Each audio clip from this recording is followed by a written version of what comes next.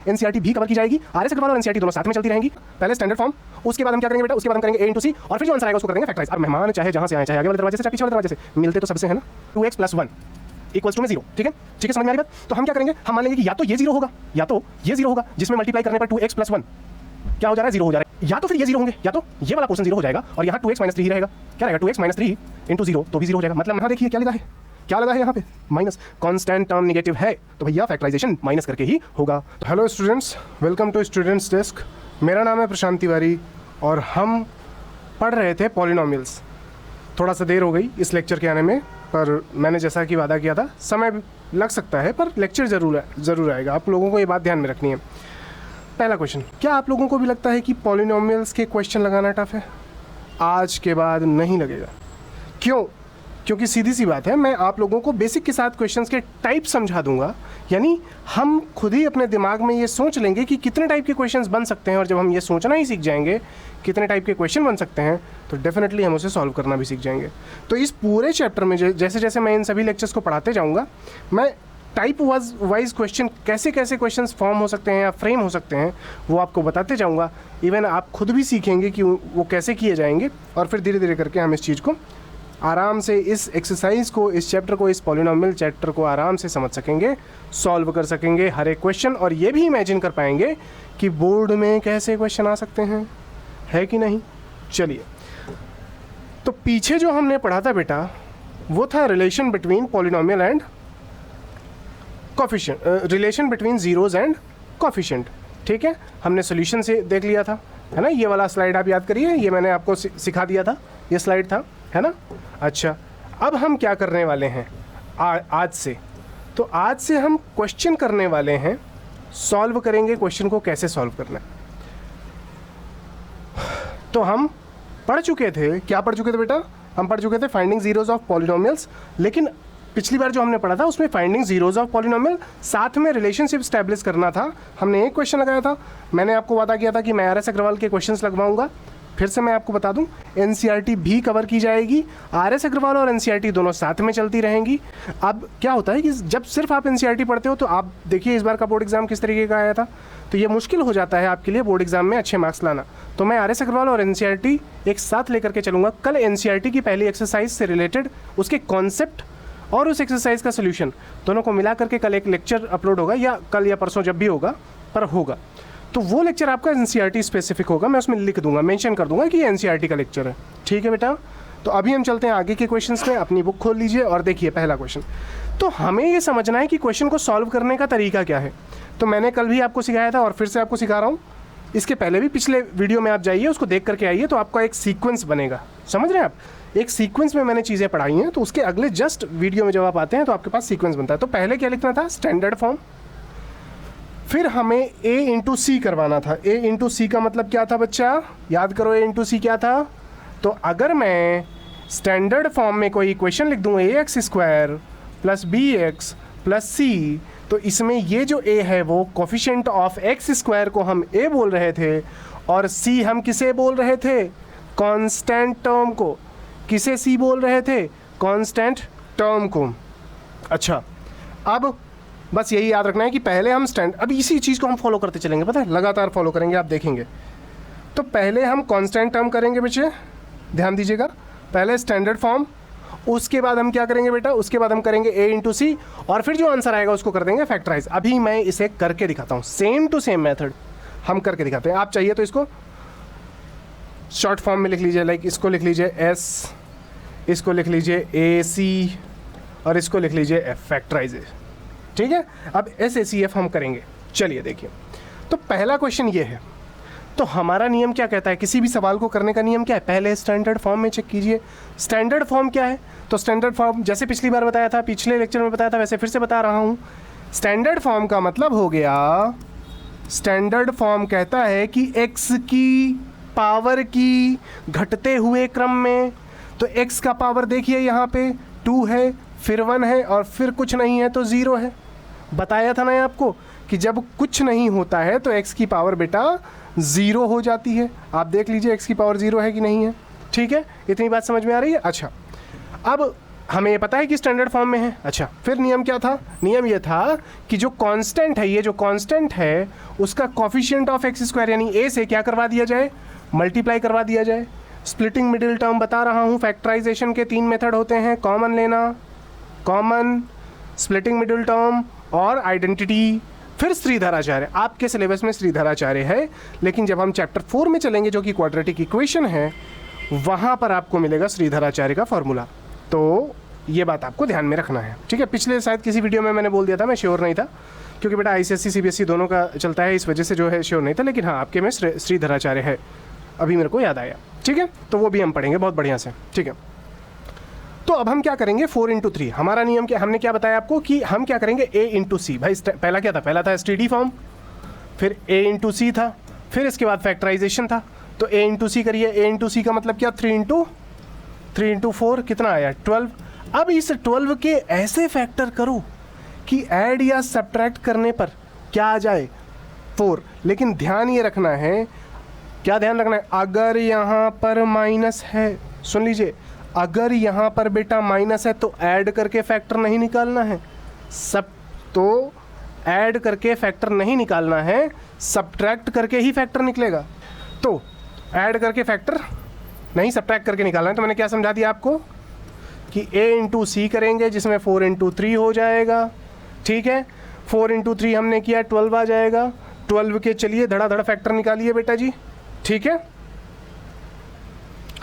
तो चलिए करिए पहले, तो करते हैं, सब्ट्रैक्ट करके लाना है हमको, ठीक है। 2 तरीके से फैक्टर आएंगे, एक ऐड करके और एक सब्ट्रैक्ट करके। तो हम सब्ट्रैक्ट करके इसको लाएंगे, ठीक है। तो बेटा क्या करें हम, देखिए 4 लाना है हमको, तो सीधी सी बात है, पहला फैक्टर बनता है 1 × 12, बता चुका हूँ भाई। फैक्टर निकालने का तरीका क्या होता है, आप या तो प्राइम फैक्टराइजेशन कर दीजिए, उससे भी हो जाता है। तो जब आप प्राइम फैक्टराइजेशन करते हैं उसमें आप उसको LCM लेते, उसका प्राइम फैक्टराइजेशन करते हैं, फिर उसके पेयर्स बनाते हैं, फिर उसको सॉल्व करते हैं, तो वो थोड़ा सा हेक्टिक हो जाता है। मैं यहाँ पर ईजी करने की कोशिश कर रहा हूँ।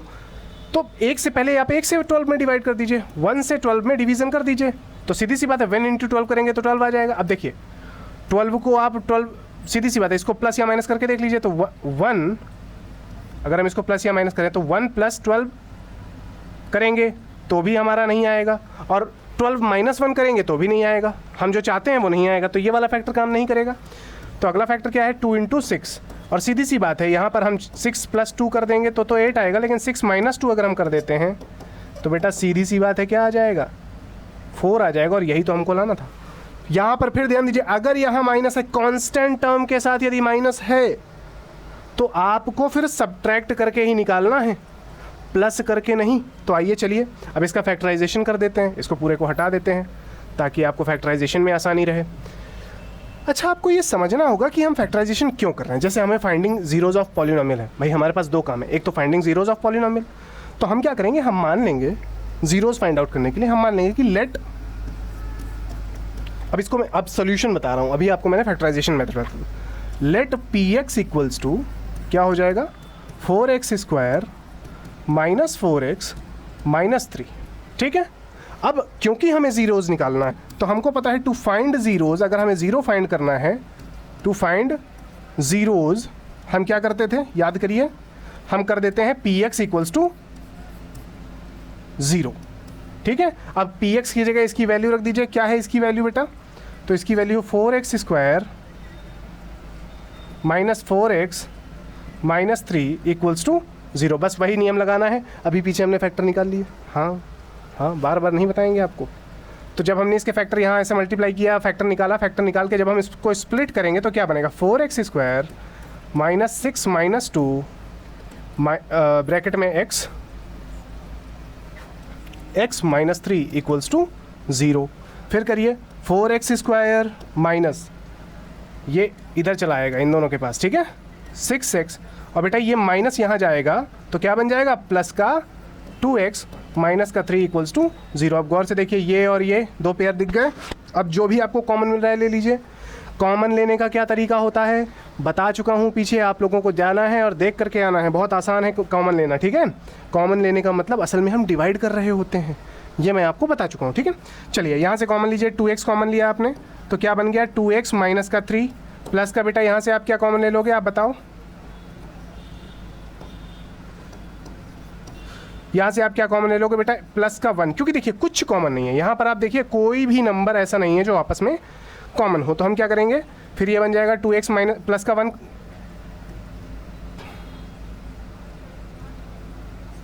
तो हम क्या करेंगे, हम जब कोई कॉमन नहीं होता, कोई भी नंबर कॉमन नहीं होता, तो हम 1 कॉमन ले लेते हैं। हमने 1 कॉमन ले लिया। प्लस का 1 ही क्यों कॉमन लिया, ध्यान दीजिएगा, हम अपनी ज़रूरत के हिसाब से कॉमन लेते हैं। तो हमने प्लस का 1 ही क्यों कॉमन लिया, क्योंकि बेटा आपको समझना होगा, आपको इस बात को जानना होगा। यहाँ पे प्लस लेंगे तो ये जो ब्रैकेट में माइनस आ रहा है वही माइनस यहाँ भी आएगा, क्योंकि हम फिर से कॉमन लेंगे। अभी मैं आगे बताते जाता हूँ। -3 इक्वल्स टू, फिर अभी बता रहा हूँ, अभी जस्ट अभी बता रहा हूँ कि ऐसा हमने क्यों किया। अब फिर से देखिए इस स्टेप में, या अब दोनों में फिर कुछ कॉमन है। क्या कॉमन है, 2x माइनस 3। तो 2x माइनस 3 कॉमन होने की वजह, देखिए इसीलिए हमने प्लस का 1 लिया था, ताकि यहाँ पे वही सिंबल बन जाए जो यहाँ पे है, ताकि हम एक बार फिर से कॉमन ले सकें। आगे इन सवालों को कैसे करना है वो भी समझाया जाएगा, तो निश्चिंत रहिए इस चीज़ को लेकर के आप, ठीक है। तो अब इसमें फिर से आप बेटा ले लीजिए कॉमन, 2x माइनस 3 आपने कॉमन लिया, ठीक है। क्या लिया, 2x माइनस 3 कॉमन लिया। तो बेटा यहाँ देखिएगा गौर से, इस पोर्शन से 2x माइनस 3 चला गया, तो क्या बचा, 2x कहाँ जाएगा, यहाँ, तो ये लिखा 2x। और फिर यहाँ पर से भी 2x माइनस 3 यहाँ आ गया, तो क्या बचा, 1 कहाँ जाएगा, यहाँ, और प्लस का 1 इक्वल्स टू 0। इतनी बात समझ में आएगी नहीं, समझ में आ गई क्या। चलिए, अगर समझ में आ गई है तो आगे बढ़ते हैं। अब आप बताइए, इन दोनों का मल्टीप्लाई 0 है। ये मैं बता चुका हूं पिछली क्लास में भी कि अगर दो नंबर्स का मल्टीप्लाई 0 है तो पक्का उनमें से कोई एक नंबर 0 होगी। अब हमको नहीं पता कौन सी नंबर 0 है, बड़े परेशानी वाली बात है। तो हम क्या करेंगे, हम दोनों को कह देंगे एक एक बार कि भाई तुम भी 0 हो जाओ, तुम भी 0 हो जाओ। कैसे, देखिए हमारे क्वेश्चन में दिया हुआ है 2x minus 3 into 2x plus 1 equals to में 0, ठीक है, ठीक है, समझ में आ रही बात। तो हम क्या करेंगे, हम मान लेंगे कि या तो ये 0 होगा, या तो ये 0 होगा, जिसमें मल्टीप्लाई करने पर 2x प्लस 1 क्या हो जा रहा है, 0 हो जा रहा है, या तो ये 0 होगा। सीधी सी बात है। अब आप 0 से अगर आप इसको 0 बनाते हैं तो इसमें आप मल्टीप्लाई करके देखिए, 0 ही आंसर आएगा, है ना। और या तो फिर ये 0 होंगे, या तो ये वाला पोर्शन 0 हो जाएगा और यहाँ 2x माइनस 3 ही रहेगा। क्या रहेगा, 2x माइनस 3 इंटू 0, तो भी 0 हो जाएगा। मतलब मैं आपको हाइपोथेटिकल बता रहा हूँ, हाइपोथेटिकल तरीके से सोचिए कि या तो ये 0 होगा, तो फिर चाहे इधर जो भी नंबर हो पूरा 0 आ जाएगा, क्योंकि ये इक्वेशन कहती है कि भैया इस नंबर और इस नंबर का मल्टीप्लाई करने पर आंसर 0 आता है। इक्वेशन तो यही कह रही ना। तो एक बार मैं इसको 0 मान लूँगा और एक बार मैं इसको 0 मान लूँगा, ठीक है। चलिए, तो माना इफ़, उफ नहीं इफ़, हाँ कुछ लोग फिल्मी है ना यहाँ पे। तो 2x इक्वल्स टू हो जाएगा 3, ठीक है। चलिए, तो x इक्वल्स टू हो जाएगा 3/2। बेटा अगला, तो पहला आपका 0 ये आ गया, पहला 0 ये आ गया, दूसरा 0 क्या हो जाएगा। अब एक बार आप इसको मान लीजिए भाई, एक बार आपने इसको 0 मान लिया, अब एक बार इसको आप 0 मान लीजिए, ठीक है। तो जब हम इसको 0 मानेंगे तो क्या आ जाएगा, 2x प्लस 1 इक्वल्स टू 0, तो x इक्वल्स टू आ जाएगा माइनस का 1/2, और ये हो गया आपका आंसर। तो आपके ज़ीरोज़ आ गए। अब आप पूरे सवाल को एक बार देखिए बेटा। ये सवाल ये जो क्वेश्चन है ये मैं आपको बताऊंगा, इसको अभी आप यहीं रहने दीजिए, ये सॉल्व नहीं किया है मैंने, इसको काट दीजिए, मैं अभी आपको इसको बता रहा हूँ। तो ये सोल्यूशन नहीं है, ये है सोल्यूशन, ठीक है बेटा, समझ में आ रही बात, ठीक है। तो इतनी बात आई थिंक आप लोगों के दिमाग में आ गई होगी, चढ़ गई होगी। अभी उस क्वेश्चन को बताऊँगा, वो क्वेश्चन अगले पेज में बताने जा रहा हूँ, ठीक है। चलिए देख लीजिए, समझ में आ गई बात। अच्छा, इसी के बाद ये तो हो गया फाइंडिंग जीरोज़। तो अगर हम बात करें तो हमारे x की कितनी वैल्यूज़ आई, 2 वैल्यूज़ आई। एक x बराबर 3/2 जिसको कि हम अल्फ़ा कह सकते हैं या फिर बीटा कह सकते हैं, कुछ भी कह सकते हैं, और एक 1/2 आया, इसे आप बीटा कह सकते हैं। इतनी बात समझ में आ रही है, -1/2, ठीक है। अब अगर आपको रिलेशन स्टैब्लिश करना है, finding zeros and relation establish करना है, तो बस अगले पेज में चलिए। अगर आपको रिश्ता स्टैब्लिश करना है जीरोज़ और इनके बीच में, हाँ, तो हम क्या करेंगे, alpha plus beta equals to -b/a। फिर से बता दूं, ये जो माइनस है ये माइनस फॉर्मूले का है, ये माइनस बेटा फॉर्मूले का है। हाँ, बी का अपना वैल्यू माइनस में और प्लस में दोनों में हो सकता है। तो जैसे अभी हम पीछे हमने जो लिखा हुआ है ए बी सी, एक बार हम रिवाइज कर लेते हैं। चलिए देखिए, तो अगर हम एक बार ए बी सी में जाएं तो हमारा इस इक्वेशन में, पूरे इक्वेशन में देखो, यहाँ पे आओ बेटा, ए की वैल्यू कितनी है जरा देख के बताइए। ए है 4, ए इक्वल्स टू 4, ठीक है। b इक्वल्स टू -4, क्यों -4? क्योंकि स्टैंडर्ड इक्वेशन में यहाँ पे प्लस होता है, और अगर प्लस के अलावा कोई और सिंबल दिख जाए आपको यहाँ पे, स्टैंडर्ड इक्वेशन भी लिख दूँ क्या? लिख दे रहा हूँ, रुको। ax² प्लस का bx प्लस का c इक्वल्स टू 0। आप खुद ही देखो, ये देखो, ये यहाँ पे देखो, ये b4 है, लेकिन सिंबल तो ये इसका प्लस है ना, तो इसलिए सिंबल -4 आ गया। इसी तरीके से c को इसके सिंबल के साथ लो, ये देखो माइनस का 3 आ जाएगा c बराबर, तो c इक्वल्स टू हो जाएगा -3। तो हमने ये ए बी सी जो लिया है इसे हम अगली इक्वेशन में करेंगे। बेटा मैं अभी इसको इरेज कर दूं क्या? चलो ठीक है, अगली इक्वेशन में चलते हैं हम, पहले अगले पेज में चलते हैं। तो a बराबर हमारा आया, कितना आया बेटा? a बराबर आया है आई थिंक 4, 1 सेकेंड दे दीजिए मुझको। हाँ, a बराबर 4 है, b बराबर minus, a equals to 4, b equals to -4 और c इक्वल्स टू -3 आ रहा है। ठीक है, मैं रिलेशन बताने जा रहा हूँ, और अल्फ़ा बीटा हमारा आ चुका है। बेटा अल्फ़ा कितना आ चुका है जल्दी बताइए? अल्फ़ा बराबर है आपका 3/2 और बीटा बराबर है -1/2, है ना? देख लीजिए, 3/2 और -1/2, यही था ना? रुक जाइए, हाँ ठीक है, 3/2 और -1/2। तो ये अल्फ़ा बराबर है 3/2 और बीटा बराबर है -1/2। तो क्या करेंगे बेटा? अल्फ़ा प्लस बीटा बराबर -b/a है। क्या करें? सीधी सी बात है, alpha plus beta equals to minus का b/a। ठीक है, समझ में आ गई बात? बस अल्फ़ा की जगह वैल्यू रख दीजिए। अल्फ़ा कितना है? 3/2 प्लस बीटा की जगह -1/2 माइनस b की जगह आपका कितना हो जाएगा? माइनस, और मैंने कहा था b की वैल्यू प्लस माइनस कुछ भी हो सकती है। तो देखिए b की वैल्यू खुद की, b की अपनी वैल्यू क्या है? -4 है। तो ये माइनस फॉर्मूले वाला, ये जो माइनस है बेटा, ये माइनस फॉर्मूले वाला, ये वैल्यू इसकी -4 क्या है? -4 होल बाई में a की वैल्यू 4 है। सॉल्व कर लीजिए, 3 -1 बनेगा और ये बचेगा 4/4। बेटा कैलकुलेशन आप लोगों को आना चाहिए, है ना? 2/2 4/4 क्या हो गया? कट पिट के 1 इक्वल्स टू 1। तो देखिए रिलेशन प्रूव हो गया कि नहीं? अब अगर अगला देखें तो alpha into beta equals to c/a, है ना? तो अल्फ़ा कितना है? 3/2 इंटू बीटा कितना है? -1/2, ठीक है। और c कितना है बेटा जल्दी बताइए? -3 और a कितना है? 4। तो अब देखिए सॉल्व कर लीजिए इसको। जब आप इसको सॉल्व करेंगे तो -3/4 ही आ जाएगा, इधर भी और इधर भी -3/4 आ जाएगा। तो ये आपका रिलेशन प्रूव हो गया। कुल मिलाकर हमने इसके रिलेशन को समझ लिया कि कैसे प्रूव करना है। तो मैं इक्वेशन को सॉल्व करना प्रॉपर्ली बता चुका हूँ। फाइंडिंग ज़ीरोज़ हमने सीखा, साथ में हमने इक्वेशन को प्रूव करना, रिलेशन को प्रूव करना सीख लिया है। अच्छा, अब आगे क्वेश्चन क्या कहता है? जो अगला क्वेश्चन एक और क्वेश्चन था जो कि मैंने काट दिया था, ये यहाँ पे ये क्वेश्चन था ना, देखिए ये दिख रहा है ये क्वेश्चन। इस क्वेश्चन को कट किया था, तो इसको भी मैं आपको समझा देता हूँ, ठीक है? तो जैसे मान लीजिए आपका क्वेश्चन क्या था? तो क्वेश्चन था आपका बेटा 5x² -4। ये आपका आर एस अग्रवाल का क्वेश्चन है, क्वेश्चन नंबर 6 है आर एस अग्रवाल का। तो question number 6 R S Aggarwal का अगर हम देखें तो क्या कह रहा है? कह रहा है 5x² -4 माइनस का 8x इक्वल्स टू क्या हो गया है? अभी इक्वल्स टू, भाई इक्वल्स टू हमको जीरोज निकालना है तो इक्वल्स टू 0 करना पड़ेगा। बता चुका हूँ ना, जीरोज निकालना है तो इक्वल्स टू 0 करना पड़ेगा। तो सीधी सी बात है। अब देखिए क्या ये पहला नियम क्या है हमारा? स्टैंडर्ड फॉर्म में हम पहले लिखेंगे, स्टैंडर्ड फॉर्म में फिर a इंटू सी करेंगे, और फिर उसके बाद क्या करेंगे बेटा? हम फैक्टराइज करेंगे, ठीक है? तो क्या ये स्टैंडर्ड फॉर्म में है? बस यही समझाना था आपको। क्या ये स्टैंडर्ड फॉर्म कैसे निकालते हैं? स्टैंडर्ड फॉर्म निकालते हैं x की घटती हुई क्रम में। तो देखिए क्या है, x की घटती हुई क्रम में है क्या? x की घटती हुई पावर के क्रम में, सॉरी। तो 5x² -8x -4 इक्वल्स टू 0, ये बन गई इक्वेशन।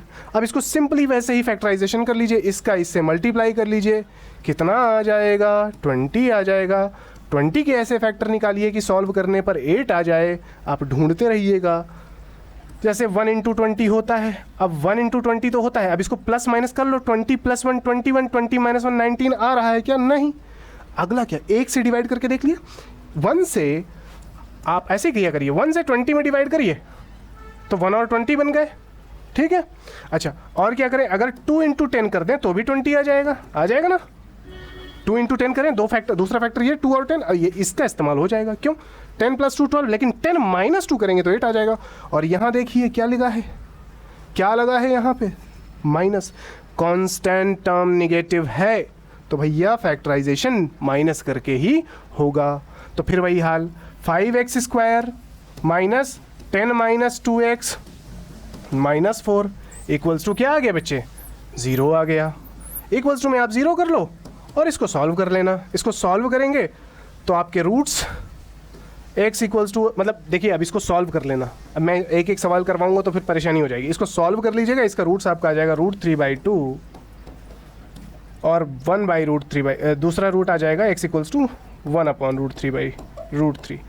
अब आपको लग रहा होगा ये √3 कैसे आएगा, कैसे नहीं आएगा, तो आप इसको लगाएंगे, करेंगे, नहीं आएगा तो मैं root. Next question, what is the next question? तो ये नेक्स्ट क्वेश्चन है बेटा। अब ये नेक्स्ट क्वेश्चन मैंने इसलिए लिया है क्योंकि बहुत बच्चों को डर लगता है इस √3 से, यहाँ पे भी √3 आ गया कि सर जी फिर से वही पहले हमारा नियम क्या है नियम कि स्टैंडर्ड फॉर्म चेक करिए, फिर a इंटू सी चेक करिए और फिर फैक्टराइज कर दीजिए भाई, यही तो नियम है। Standard form a into C then factorise. तो आइए देखते हैं क्या ये स्टैंडर्ड फॉर्म में है क्या। तो देखिए पावर 2 है, पावर 1 है और x की पावर 0 बिल्कुल है। तो सीधी सी बात है, स्टैंडर्ड फॉर्म में तो लिखा हुआ है, हमें सिर्फ क्या करना है, कांस्टेंट टर्म को x स्क्वायर के कोफिशिएंट यानी a से मल्टीप्लाई कर दो और देखो आंसर कितना आता है। बेटा फिर से बता दूं, आप सॉल्यूशन जब आप करेंगे तो आप सॉल्यूशन करते समय क्या लिखेंगे, लेट px इक्वल्स टू क्या लिखेंगे, 2√3 x² माइनस 5x प्लस √3, ठीक है। अब for finding zeros, for finding आपको 0 फाइंड आउट करना है ना, आपको 0 फाइंड आउट करना है। तो मान लें 0 हमको क्या करना पड़ता है, px इक्वल्स टू 0 करना पड़ता है। जब हम px इक्वल्स टू 0 करेंगे तो px इक्वल्स टू 0 मतलब px की ये पूरी वैल्यू उठा के रख दीजिए, 2√3 x² minus 5x plus √3 equals to 0। ये इतना स्टेप आपके लिए मैंडेटरी है, आपको ये स्टेप करना ही पड़ेगा, ठीक है। ओके बच्चे, ओके बेटा। तो चलिए इसको थोड़ा सा और सॉल्व करते हैं, ठीक है। तो इतना हम लोगों ने लिख दिया, ठीक है। अब हम क्या करेंगे, हम सॉल्व करेंगे फिर से वही काम हमारा। तो मैं आपको बता दूं ना, ये चीज़ इतना स्टेप आपको लिखना है, तो मैं यहाँ डायरेक्ट 0 लिख रहा हूँ, आप लोग इतना समझ गए, आपको पहले इतना लिखना है दिखाने के लिए, ठीक है। चलिए यहीं शुरू कर देते हैं, कोई दिक्कत नहीं। ये आपका हो गया क्या, ये आपका हो गया a, क्या है बेटा ये है आपका a और ये है आपका c। मल्टीप्लाई करवा दीजिए धड़ाधड़। तो जैसे ही आपने मल्टीप्लाई कराया तो क्या हो गया, 2√3 इंटू √3। अब देखिए सबसे पहले हमें ये समझना पड़ेगा कि इसका मल्टीप्लाई क्या है। तो बेटा याद रखिएगा यहाँ बीच में भी इंटू होता है, ठीक है। अब 2√3 आपस में मिला करके क्या बना देंगे, 2 इंटू 3। क्या बना देंगे बेटा, 2 इंटू 3 क्या बन जाएगा, 6। फिर देखो कांस्टेंट के पास वाला टर्म दिखा कि नहीं दिखा, कांस्टेंट के पास क्या है, प्लस है ना। तो 6 के ऐसे फैक्टर करूंगा जिन्हें प्लस करने पर 5 आ जाए। क्या आ जाए, जिन्हें प्लस करने पर 5 आ जाए, ठीक है। बात समझ में आ रही है कि नहीं आ रही है, ठीक है, बोलो भाई, आ रही मेरी बात समझ में आप सभी को? हाँ। तो चलिए 6 के ऐसे फैक्टर करिए। अब देखिए एक तो फैक्टर होता है 1 इंटू 6। अब इससे भाई देख लीजिए, प्लस करने पर 5 लाना है मेरे को। अगर मैं 6 + 1 करता हूं तो 7 आएगा, 6 - 1 करने पर मेरे पास 5 आ जाएगा। लेकिन हमें क्या माइनस करने पर 5 चाहिए, नहीं, हमें प्लस करने पर 5 चाहिए। तो इसलिए ये फैक्टर यूज़ नहीं होगा, 2 इंटू 3 वाला यूज़ होगा, जिसमें हम 2 इंटू 3 है, 2 + 3 करके देख लो, 5 आ जाएगा। तो प्लस करने वाला ही तो चाहिए बेटा, कौन सा चाहिए, प्लस करने वाला। चलिए तो आइए करते हैं इसको प्लस, फिर वही काम जो कि हम करते आए हैं। ये रूट वाला है इसलिए मैं आपको बता दे रहा हूँ, तो इसको थोड़ा सा कर लीजिए। 2√3 x² माइनस का 3 + 2 x प्लस का रूट 3 इक्वल्स टू में आया 0। ठीक, फिर वही काम क्या हो गया, 2√3 x² माइनस 3x बेटा सुनिए, ये माइनस अंदर जाएगा कि नहीं जाएगा बेटा जी, ये माइनस अंदर जाएगा तो क्या, देखिए ये माइनस अंदर जाएगा और इधर से ये x इन दोनों के पास आ रहा है, इसके पास भी और इसके पास भी, पीछे से चले आ रहे हैं x बबुआ। ठीक है, ये और आगे से चले जा रहे हैं माइनस, तो दो मेहमान आ रहे हैं, एक आगे से आ रहा है और एक पीछे से आ रहा है। मेहमान चाहे जहाँ से आए, चाहे आगे वाले दरवाजे से चाहे पीछे वाले दरवाजे से, मिलते तो सबसे है ना, तो जब सबसे मिलेंगे तो माइनस भी सबसे मिलेगा। तो देखो माइनस इसके प्लस से मिला तो क्या बना दिया माइनस, और माइनस इस वाले के भी प्लस से मिला तो फिर से बना दिया माइनस, और x तो दोनों को मिल ही रहा है, तभी तो यहाँ 3x आया, तभी तो यहाँ 2x आएगा। ठीक है, और प्लस का रूट 3 इक्वल्स टू 0। बेटा मैं एक एक स्टेप आप लोगों को समझा रहा हूँ, आपको समझना पड़ेगा। 2 के पेयर बनाएंगे, और जैसे ही आप पेयर बनाएंगे, देखिए अब गौर से देखिए क्या कॉमन दिख रहा है आपको इस पेयर में, कुछ कॉमन दिख रहा है बच्चा, दिख रहा है क्या? नहीं सर मुश्किल लग रहा है, कुछ दिख तो रहा नहीं है। सही बात है, नहीं दिख रहा है, पर आपको मैंने अभी क्या दिखाया पीछे, अभी जब मैंने थोड़ी देर पहले जब आपको दिखाया कि मैंने क्या दिखाया, 2 इंटू क्या था बेटा, 2 इंटू √3 और 2 √3 मिलके बन गए थे 3। तो एक 3 में 2 √3 होते हैं कि नहीं होते हैं? तो इसमें 2 √3 हैं, 2 √3 इसमें दे रखे हैं, तो एक √3 यहाँ पे है, एक √3 यहाँ पे है, मल्टीप्लाई में दे रखे हैं। तो यहाँ भी √3 है, यहाँ भी एक √3 है, कॉमन ले लो धड़ाधड़। तो आइए लेते हैं कॉमन, तो क्या हो जाएगा, अगर मैं यहाँ से √3 कॉमन ले लूँ तो ये क्या बनेगा बेटा, देखिएगा, और √3 के साथ और क्या कॉमन मिल रहा है, और भी तो कुछ है, नंबर देखा, अब साथ में x भी तो कॉमन है। तो यहाँ क्या बन रहा है बेटा, बन रहा है 2x माइनस √3। क्यों माइनस √3 क्यों आया, पूछिएगा भाई, सीधी सी बात है, x दादू चले गए, एक √3 चले गए, तो एक ही ना बचेंगे। समझ में आया कि नहीं आया? आ गया ना। चलिए अब यहाँ से क्या कॉमन ले, फिर से हमें ध्यान रखना है, हम ऐसा ही कुछ नंबर कॉमन लेंगे जिससे कि उस ब्रैकेट में भी माइनस बन जाए, क्योंकि फर्दर हमें कॉमन लेना है इसको, फिर से हम ये चीज़ कॉमन लेने वाले हैं। आगे का स्टेप सोच करके रखेंगे तो आसान रहेगा आप लोगों के लिए। ठीक है, तो क्या कॉमन लेने, कुछ कॉमन नहीं है। देखिए अब देखिए 2 है यहाँ पे और 3 है, ऐसा तो है नहीं कि √3 वगैरह कुछ हो कॉमन। x यहाँ पर अकेला है, यहाँ पर तो x है ही नहीं, तो आप समझ जाइए कि फिर हमको ये कॉमन नहीं लेना है। तो हम क्या लेंगे, -1 कॉमन ले लेंगे। जब कुछ कॉमन नहीं तो -1 कॉमन, यहाँ क्या बन जाएगा, 2x माइनस √3 इक्वल्स टू 0। अब देखिए 2 स्टेप बने और दोनों स्टेप में फिर से कुछ कॉमन है। मैंने कहा था ना, हमें सिंबल सेम लाना होता है, इसका और इसका सिंबल सेम लाने की कोशिश करनी होती है ताकि दोबारा कॉमन लिया जा सके। तो दोबारा कॉमन ले लीजिए, 2x माइनस √3, यहाँ बन जाएगा √3x माइनस 1 इक्वल्स टू 0 हो गया बेटा। अब बस वही फिर से अपना वही पुराना फंडा, क्या कहता है पुराना फंडा, कि भैया अगर दो अलजेब्रिक एक्सप्रेशंस मल्टीप्लिकेशन करके 0 ला रहे हैं, क्या ला रहे हैं, 0 ला रहे हैं, सुन लीजिए, अगर ये मल्टीप्लाई में 0 ला रहे हैं तो बच्चा पक्का उनमें से कोई एक 0 होगा। तो आइए करते हैं किसी एक को 0। तो मान लेंगे if 2x minus 3, if 2x minus 3 equals to 0, तो x इक्वल्स टू कितना आ जाएगा, √3/2। अब कैसे आया, तो भैया √3 इधर गया, ठीक, प्लस का हो गया। चलो देख लो भाई, एक एक स्टेप देख लो। तो 2x इक्वल्स टू हो गया √3, उधर चला गया ना, और x बराबर हो गया √3/2। ये हो गया पहला आंसर आपका, ठीक है, x इक्वल्स टू हो गया √3/2। अच्छा दूसरा क्या है, अब हम मान लेंगे इफ़ √3 माइनस √3x माइनस 1 है ना, √3x माइनस 1 इक्वल्स टू 0, तो x इक्वल्स टू हो जाएगा 1/√3। अब बता चुका हूँ, बार बार नहीं बताऊँगा जी, ठीक है, समझ में आ गई बात, ये भी आ गई होगी समझ में और ये भी आ गई होगी समझ में। चलिए ठीक है, तो ज़ीरोज़ निकालना हम 2 तरीके के क्वेश्चंस के समझ गए। मैं आपको वही क्वेश्चंस बता रहा हूँ, वही क्वेश्चंस आपसे सॉल्व करवा रहा हूँ बच्चे, जो क्वेश्चंस आपकी बुक में, जो भी क्वेश्चंस आपकी बुक में मुझे लगता है RS अग्रवाल में, जो आपको मतलब देखिए सेम टाइप के क्वेश्चन बार बार करवाऊंगा तो आपका टाइम वेस्ट होगा, मेरा भी टाइम वेस्ट होगा, तो मैं वो क्वेश्चंस लगवा रहा हूँ जो मुझे लगता है कि आप लगा लेंगे तो बाकी के क्वेश्चंस भी आपसे आराम से हो जाएंगे। ठीक है, चलिए अगला क्वेश्चन ये है। अब फिर से हमारा वही काम, स्टैंडर्ड फॉर्म में है कि नहीं देखिए। तो स्टैंडर्ड फॉर्म कैसे चेक करते हैं पावर की घटती क्रम में, तो पावर 2 पावर 1, और बेटा कांस्टेंट टर्म तो है ही नहीं, है ही नहीं। जब कांस्टेंट टर्म नहीं है तो इसका इससे मल्टीप्लाई हो पाएगा क्या? जोर से बोलो, जय माता दी नहीं बोलना जी जोर से बोलो कि ये सॉल्व हो मल्टीप्लाई होगा क्या? जब कांस्टेंट टर्म ही नहीं तो मल्टीप्लाई कहाँ से करेंगे? तो फिर अब हमारे पास ऑप्शन बचता है। अब दिमाग घूम गया भाई, अब सोचो क्या करें। कई सारे बुद्धिमान लोगों को लग रहा होगा कि हाँ सर जी कॉमन ले लेंगे। अरे क्यों ले लेंगे, ये तो सोचिए। देखो मैंने आपको फैक्टराइज करते समय 2 मेथड्स बताए थे। देखिए मैं आपको बता रहा हूँ पॉलिनोमियल के जीरो निकालने के 2 मेथड्स बताए थे कि अगर आपको जीरो चाहिए तो 2 मेथड है, एक फैक्टराइजेशन है और एक है श्रीधराचार्य फैक्टर फॉर्मूला, ठीक है, जिसे हम श्रीधराचार्य भी कहते हैं, ये भी हम पढ़ेंगे, ठीक है। फैक्टर फॉर्मूले के फैक्टराइजेशन के मैंने आपको 3 तरीके बताए थे। एक बताया था, फिर से बता दूं, पहली या दूसरी वीडियो में सब दिया है, जाके देखिए।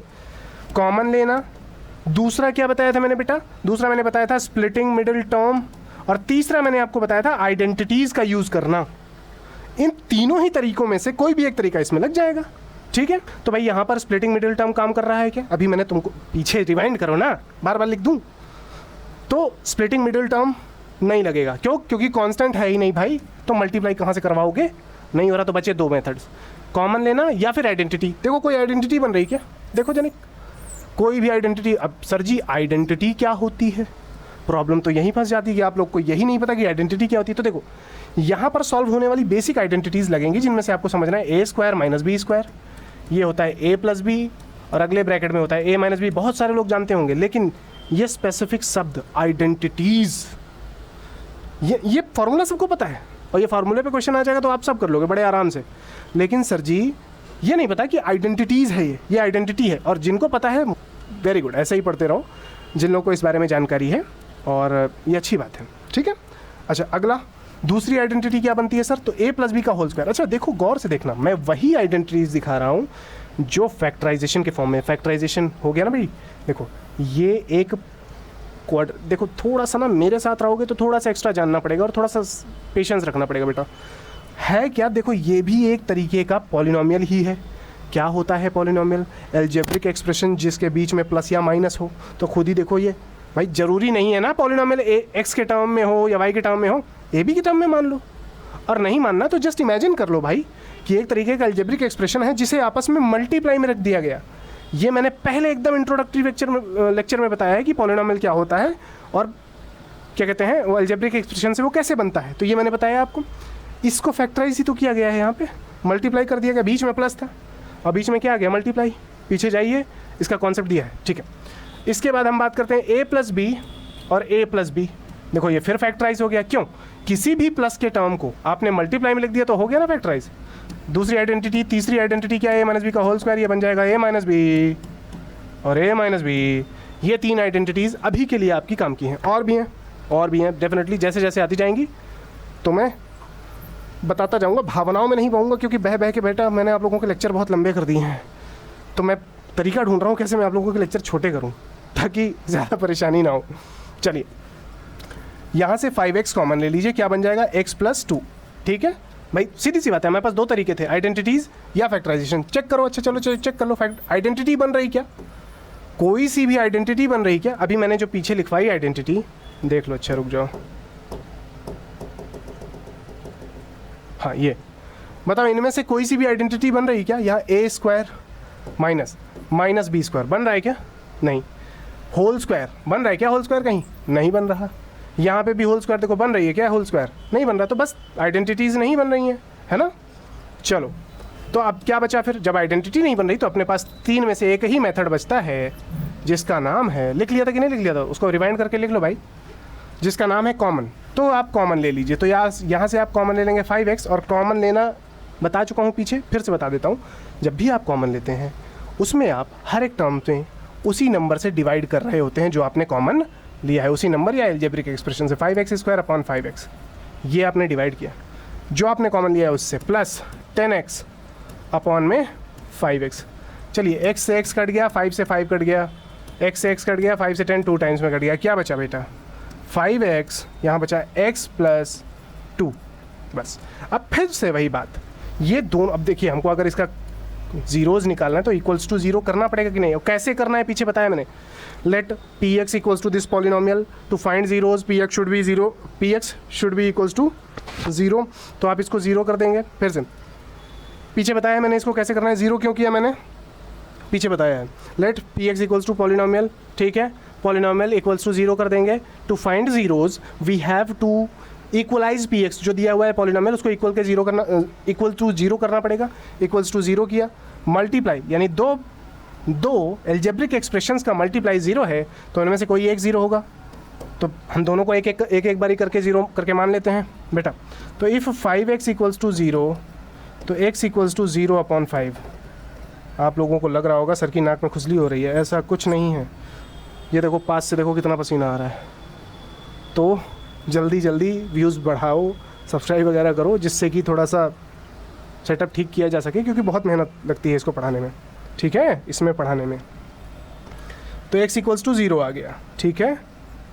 अच्छा बेटा अगला, इफ़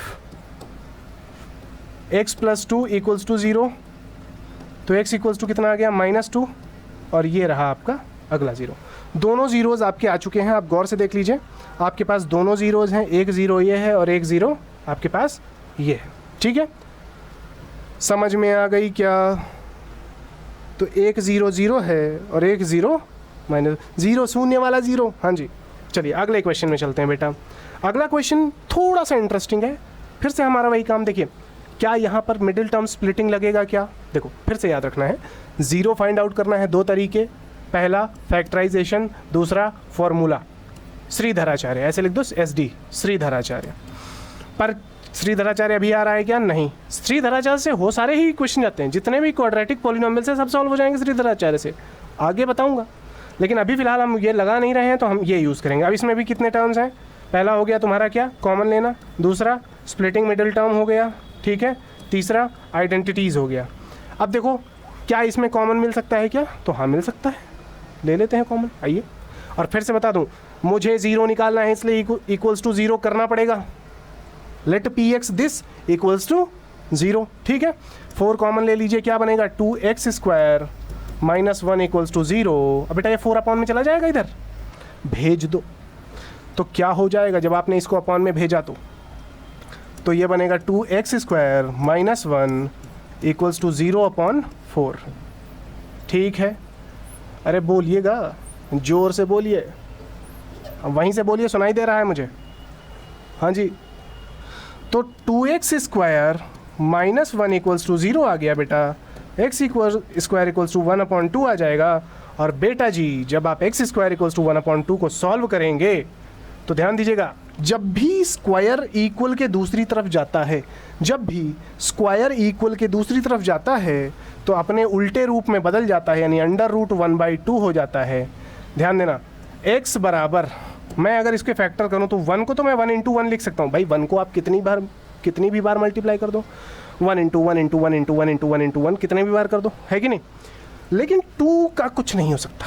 तो 1 देखो, इस दो पेयर से एक 1 तो निकाल लोगे आप, यानी 1 तो बाहर आ जाएगा लेकिन √2 यहीं रह जाएगा। और ध्यान देना हमेशा, जब कहते सर जी इसका दूसरा रूट कहाँ है, आपने तो बताया था कि जिसकी पावर मैक्सिमम जितनी होती है उतने रूट्स होते हैं। यहाँ तो एक ही रूट दिख रहा है।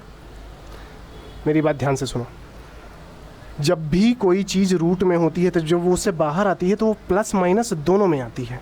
यानी यहाँ पर जो सिंबल लग जाएगा वो हो जाएगा x equals two plus minus 1/√2। यानी एक भैया प्लस का 1/√2 है और एक भैया माइनस का 1/√2 है। यानी ये दो वैल्यूज़ हैं, दो ज़ीरोज़ हैं x के। अब ऐसा क्यों है मनाएगा? तो बेटा चाहे आप प्लस 1/√2 का स्क्वायर कर लो तो भी 1/2 आएगा, और चाहे आप माइनस 1/√2 का स्क्वायर कर लो तो भी 1/2 ही आंसर आता है। देख लेना जाके करके, ठीक है। और सवाल लगवाने हैं मुझे? ओह नो, अभी हाँ, ये देखिए आपका ये geometrical meaning of zeros of polynomial, ये मैं आपको पढ़ाने वाला हूँ अगली क्लास में, जो आपका ये NCERT का है पूरा, ठीक है। तो थोड़ा सा इसको देख लीजिए, ये आपको बताया जाएगा। तो अगली क्लास में मैं आपको ये एक्सप्लेन करने वाला हूँ। तो अभी फ़िलहाल आगे चलते हैं। पहले ये पूरा दिया हुआ है, हाँ आप देख सकते हैं, ठीक है। हाँ सैम्पल प्रॉब्लम्स भी हैं, पर फिलहाल के लिए क्वेश्चन में चलते हैं। हाँ अब आप आएंगे अपने क्वेश्चन नंबर, बेटा जी इस क्वेश्चन को एक बार पढ़िए। तो ये बेटा आपका क्वेश्चन नंबर 13 है, ठीक है। एक बार सवाल को गौर से पढ़ो। कह रहा है कि इफ़ अल्फ़ा ए बी, अच्छा सॉरी अल्फ़ा बीटा नहीं है, इफ़ ए बी, ये सवाल देखो यहाँ पे, if A B are the zeros, कि अल्फ़ा बीटा है, बुक में देखो अल्फ़ा, हाँ अल्फ़ा बीटा है बेटा, अल्फ़ा है, ये अल्फ़ा ले लो, ये बीटा ले लो, ठीक है। ये alpha square plus beta square plus का अल्फ़ा बीटा इक्वल्स टू 21/4 है। तो अब सवाल को थोड़ा समझो कि अगर अल्फ़ा बीटा ज़ीरोज़ हैं, मतलब उसने बता दिया, यहीं से पढ़ते के साथ ही सवाल को समझते चलिए। उसने कह दिया कि मैं ज़ीरो हूँ, are the zeros of polynomial P X 2x square plus 5x plus K, और साथ में क्या बोल रहा है, देखिए कौन कौन से शब्द इंपॉर्टेंट है, सेटिस्फाइंग, क्या बोल रहा है बेटा, सेटिस्फाइंग, एक सेकंड रुक जाओ बच्चे, क्या हो रहा है भाई, हाँ ये बोल रहा है सेटिस्फाइंग द रिलेशन। अच्छा, इस रिलेशन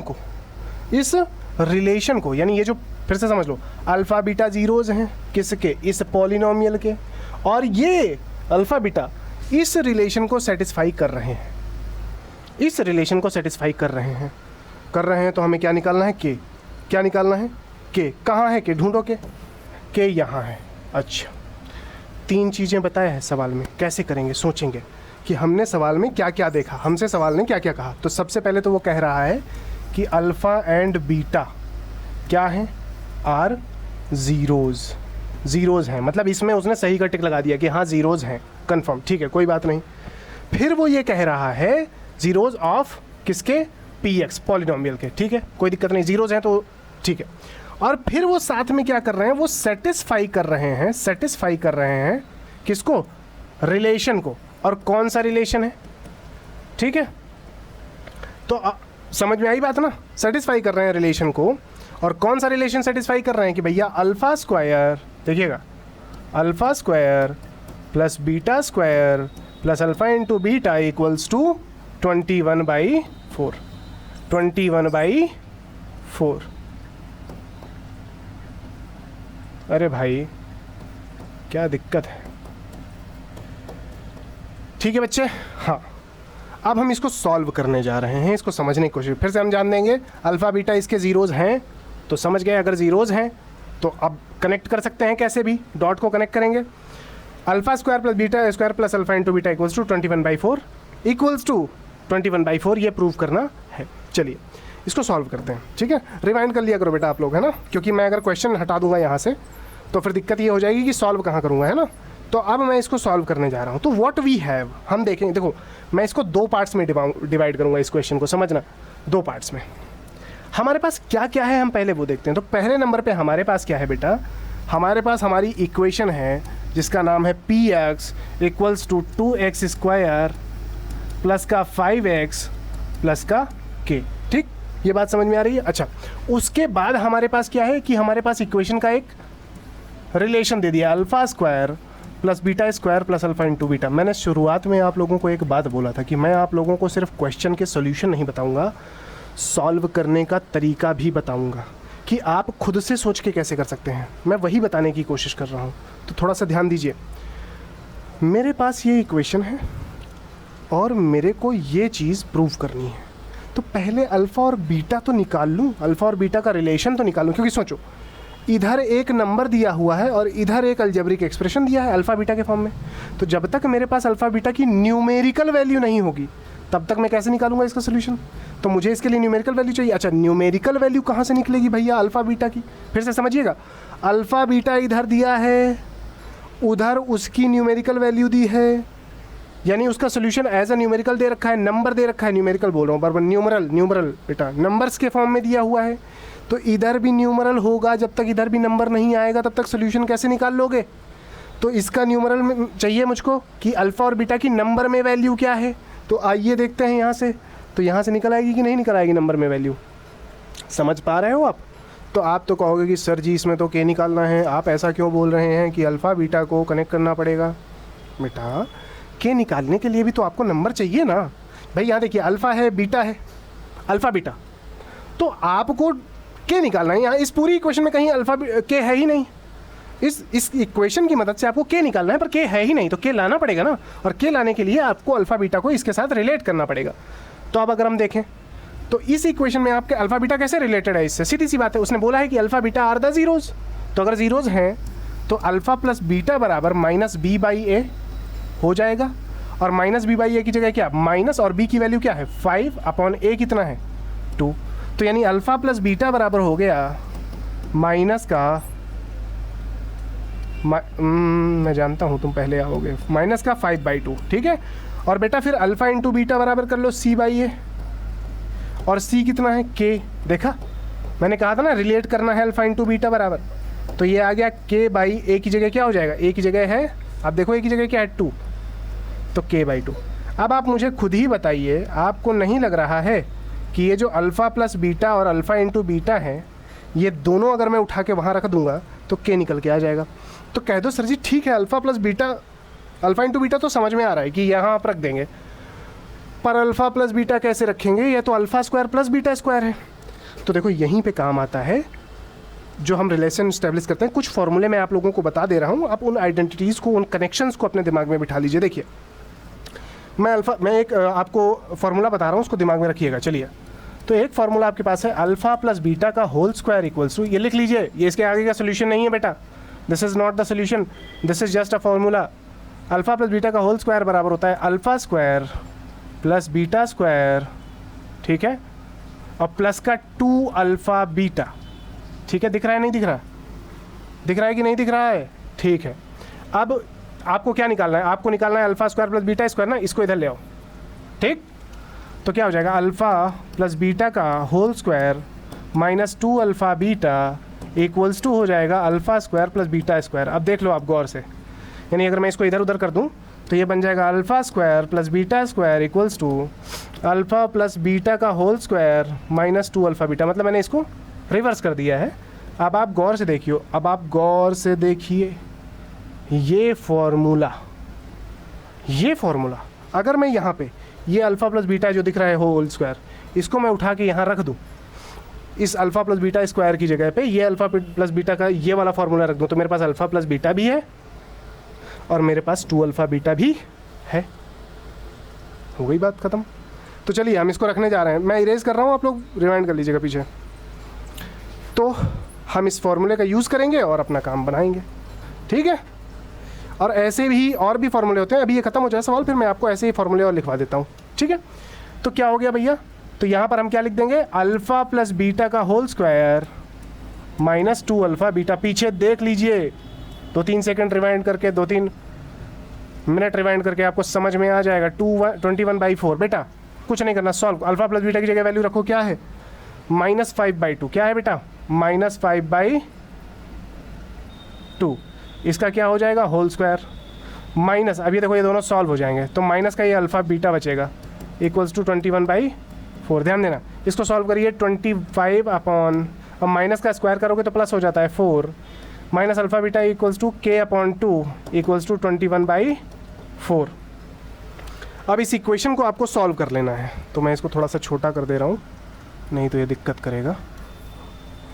अरे यार क्या ही बताओ, मैं क्या करूँगा, इसको सॉल्व कर लूँगा। मैं सॉल्व करूँगा तो बेटा कितना आ जाएगा, एलसीएम 4 आ गया, एलसीएम आपका 4 आ गया है, 25 ही रहेगा, माइनस का 2k इक्वल्स टू 21/4, ठीक है।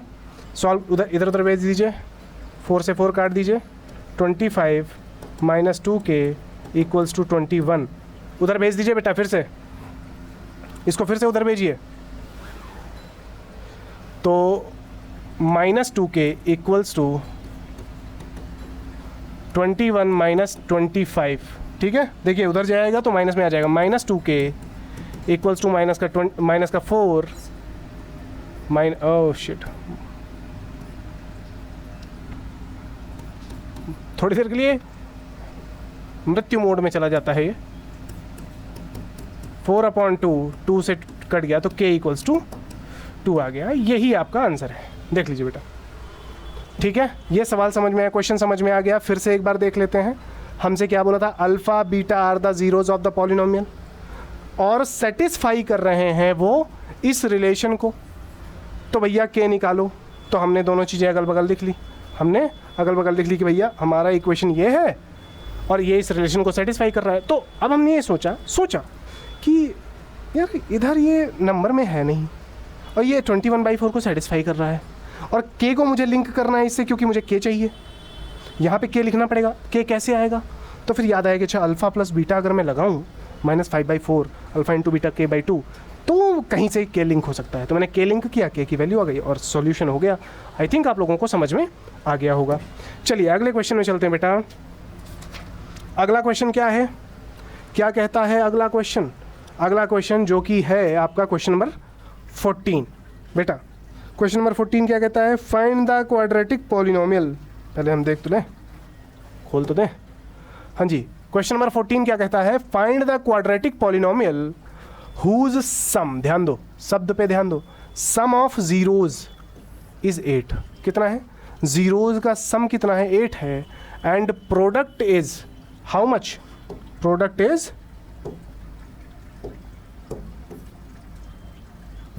ये लो ये फिक्स हो गया।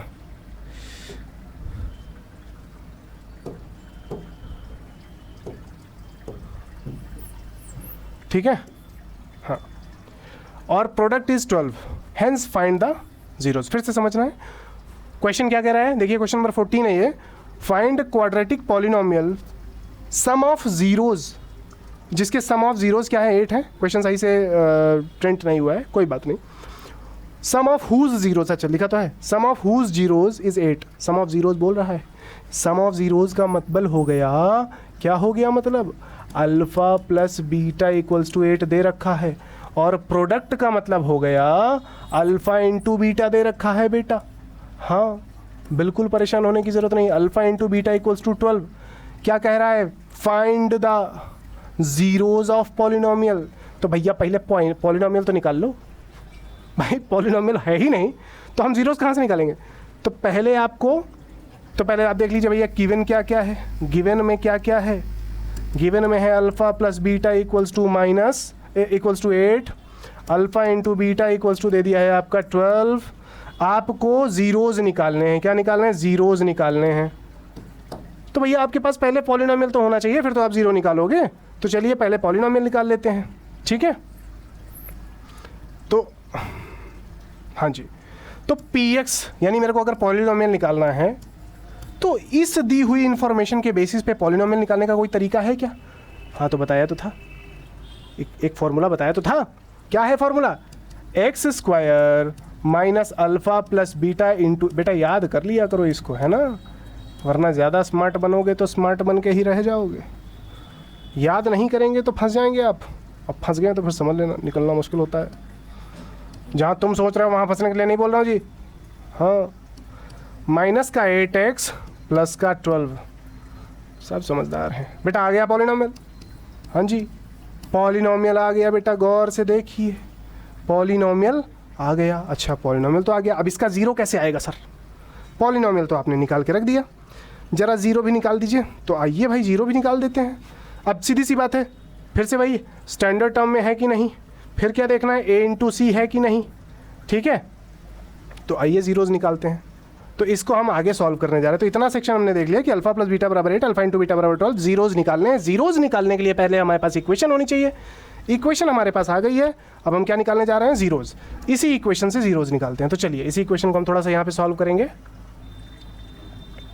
तो हमारे पास इक्वेशन है, क्या है equation? x² minus 8x plus 12। और फिर आपको ये वही समझना है कि भैया सॉल्यूशन ज़ीरोज़ निकालने के लिए इसको इक्वल्स टू 0 करना पड़ेगा, इक्वल्स टू 0 करना पड़ेगा, इक्वल्स टू ऐसा वाला 0, ऐसा वाला। हाँ, वो जो x की वैल्यूज़ निकालते हो वो 0 अलग है, ये 0 अलग है, ठीक है।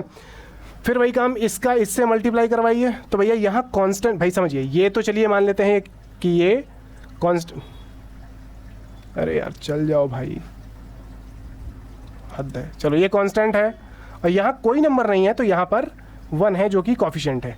इस कांस्टेंट का कॉफिशिएंट से मल्टीप्लाई कराइए। फिर वही काम 12 इंटू 1 करिए आप, कितना आया? 12 आया। अब 12 के ऐसे फैक्टर करिए कि सॉल्व की सुनिए, क्या है कांस्टेंट के पास? प्लस है ना, प्लस है ना, प्लस है कि नहीं? हाँ, क्रॉस नहीं है वो, और नहीं एफ लिखा है, तुम लोग अच्छा, तो हम 12 के ऐसे फैक्टर्स निकालेंगे बेटा कि हमारा 8 आ जाए। तो भाई सीधी सी बात है, 1 × 12 करूँगा तो नहीं बन पाएगा, है ना, क्योंकि 12 + 1 करने पे 13 और 12 माइनस करने पर 11, तो बन नहीं पाएगा। लेकिन दूसरा फैक्टर अगर देखें 2 × 6, ठीक है, इसमें अगर मैं 2 + 6 कर दूं तो मेरा काम बन जाता है। और ये भी समझना है कि मेरे को प्लस करके ही लाना है फैक्टर, क्योंकि कांस्टेंट टर्म कहे में है, प्लस में है। समझ में आई बात? x² माइनस, स्प्लिट करिए बेटा, स्प्लिट करिए। 6 + 2 अभी पीछे निकाला हमने, कैसे आया, x + 12 = 0। क्या हो जाएगा बेटा, x² माइनस का 6x माइनस का 2x प्लस का 12 = 0। बार बार बता चुका हूँ, ये भाई साहब भी मिलने आते हैं, ये भाई साहब भी मिलने जाते हैं, ये इससे भी मिलेगा और इससे भी मिलेगा, ठीक है। x आया तो दोनों में x जुड़ गया, और माइनस इसके पास गया तो यहाँ प्लस था, माइनस हो गया, और यहाँ प्लस था, ये भी माइनस हो गया। 2 के बना लो पेयर, x लिया कॉमन, बचा x माइनस का 6, माइनस का 2 लिया कॉमन, बचा x माइनस का 6 = में हो गया 0। फिर 2 के पेयर ले लो, बता चुका हूँ, बार बार पीछे जाओ, देखो कैसे होता है। क्यों हमको यहाँ पे सिर्फ माइनस ही चाहिए, क्या रीज़न है कि हमको सिर्फ माइनस ही चाहिए, समझ रहे हो? ये पीछे बताया मैंने, देखो पूरा वीडियो। तो x माइनस 6 मैंने कॉमन ले लिया, क्या बन गया, x माइनस 2 = 0, ठीक है। अब फिर वही काम, इफ़ भाई दोनों का मल्टीप्लिकेशन क्या है, 0 है, तो हम मान लेते हैं या तो ये 0 होगा या तो वो 0 होगा। तो आइए देखते हैं, तो अगर हम करें इफ़ x माइनस 6 = 0, तो x = 6 आ जाएगा, ठीक है। और एक बार हम कर लेते हैं इफ़ x माइनस 2 = 0, तो x = 2 आ जाएगा। तो यही हो गए आपके ज़ीरोज़, क्या हो गए बेटा, यही हो गए आपके ज़ीरो। तो इतने ही क्वेश्चन आज के लिए पर्याप्त हैं, और फिर आगे चलेंगे। आई थिंक हमने केवल क्वेश्चन नहीं लगाए, मैंने आपको सॉल्व करने का तरीका भी सिखाया। अभी हम वीडियोस ऐसा रखेंगे, फिर धीरे धीरे करके और अच्छे और लंबे वीडियोस बनाएंगे, या फिर आप कहेंगे तो छोटे, जैसा भी आप कहें वैसे वीडियोस बना देंगे, छोटे लंबे जैसा आपको चाहिए होगा। तो चलिए फिर चलते हैं, कल मिलते हैं। सोच नहीं पाता हूँ मैं आप लोगों से क्या बोलूँ जाते समय। तो ये इंट्रोडक्शन और अलविदा कहने का जो प्रोसेस है वो धीरे धीरे करके आएगा, कि शुरुआत में क्या बोलना है, लास्ट में क्या बोलना है। कुछ लोग बहुत क्रिएटिव होते हैं, but for me it is my first time and I am just trying to understand कि मैं बोलूँ कैसे, क्रिएटिव कैसे बनूँ। तो आप लोग सजेस्ट कीजिए, ठीक है, चलिए।